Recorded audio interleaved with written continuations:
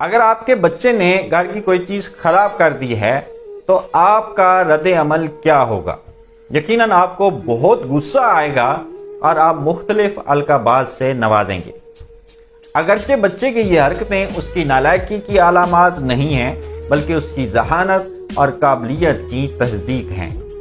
بچہ یہ اس لیے کرتا ہے کیونکہ ہر بچے میں فطری طور پر تجسس اور کھوج کا مادہ بڑوں سے کہیں زیادہ پایا جاتا ہے۔ آپ کہہ سکتے ہیں ہر بچہ پیدائشی طور پر سائنسدان ہوتا ہے اور وہ مختلف طریقوں کے ذریعے اس سائنسدان کے اظہار کی کوشش کرتا ہے، جیسے وہ اپنے تجسس کے اظہار کے لیے سوالات کرتا ہے۔